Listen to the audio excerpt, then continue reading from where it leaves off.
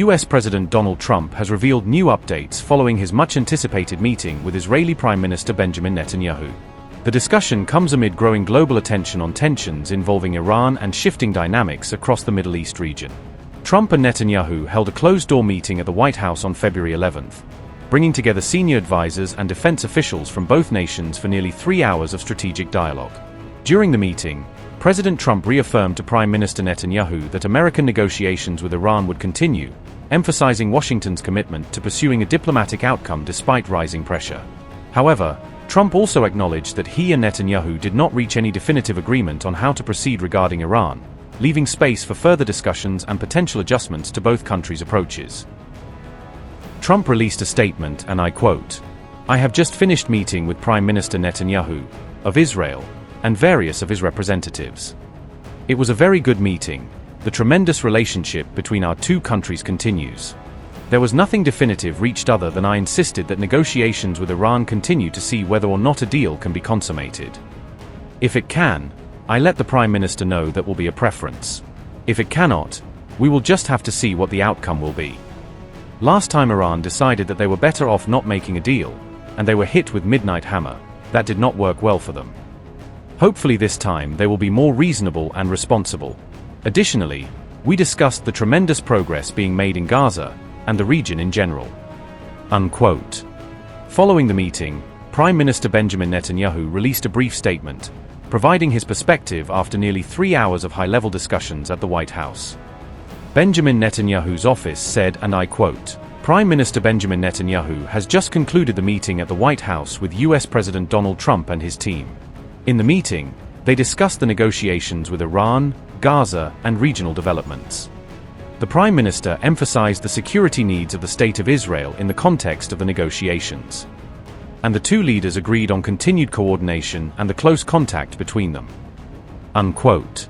This was the 7th meeting between the two leaders since President Trump's return to office in 2025, underscoring the depth of the US-Israel alliance even amid policy differences.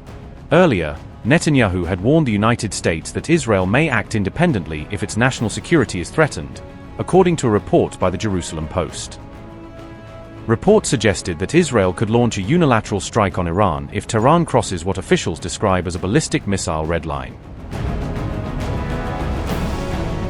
Behind Jerusalem's tough tone lies growing concern that the United States might sign a deal with Iran focusing exclusively on nuclear issues, potentially overlooking other regional threats. The Netanyahu-Trump meeting closely followed indirect nuclear talks between Iran and the United States, held on February 6 in Oman, an event that has shaped the current diplomatic climate.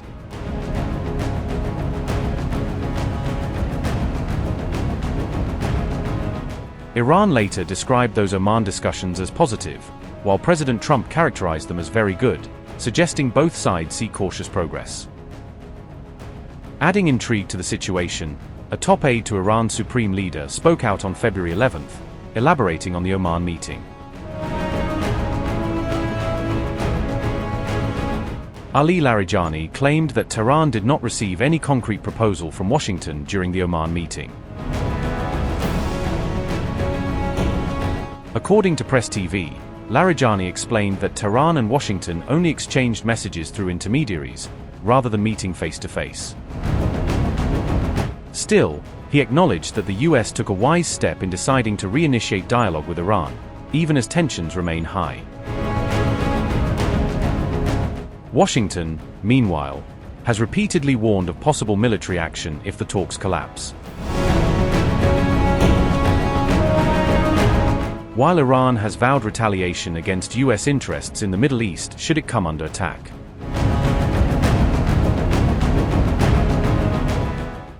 As you know, we have a massive flotilla right now going over to Iran. We'll see what happens. I think they want to make a deal. I think they'd be foolish if they didn't. We took out their nuclear power last time, and we'll have to see if we take out more this time. Do you think a deal with Iran, with this current regime, would ever really stick? I don't know. I mean, I don't know. I know one thing. They want to make a deal. They wouldn't talk to anybody else, but they're talking to me. But, you know, it's a good question. A lot of people say no. And I would say that I'd rather make a deal. It's got to be a Good deal. No nuclear weapons, no missiles, no this, no that, all the different things that you want. But some people worry that they've been very dishonest with us over the years, right?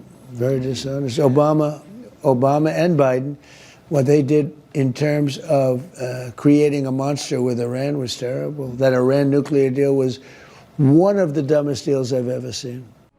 Iran, however, has firmly maintained that its missile program is not negotiable, insisting that its defense capabilities remain off the table in any future agreement. Tehran has also drawn a red line on uranium enrichment, demanding that sanctions relief be provided in exchange for any deeper commitments.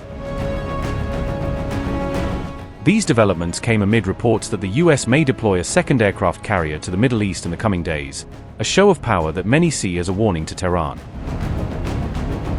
According to the Wall Street Journal, the USS George H.W. Bush could be sent to reinforce American presence in the region. Iranian media have warned that any such deployment would be viewed as a definite step toward war, in the words of the Middle East Spectator. Significantly, this latest US military move coincided with Iran's televised missile exhibition.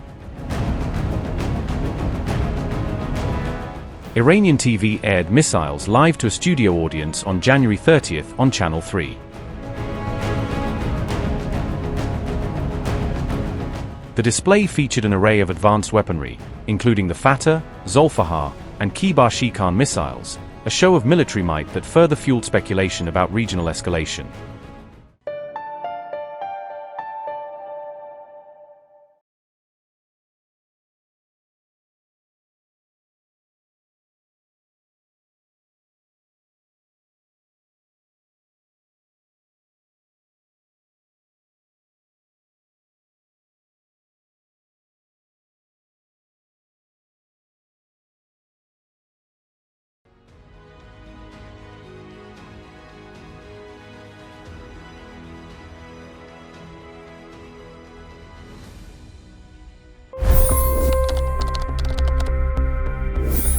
$25 crore गरीब गरीबी को परास्त करके बाहर निकले।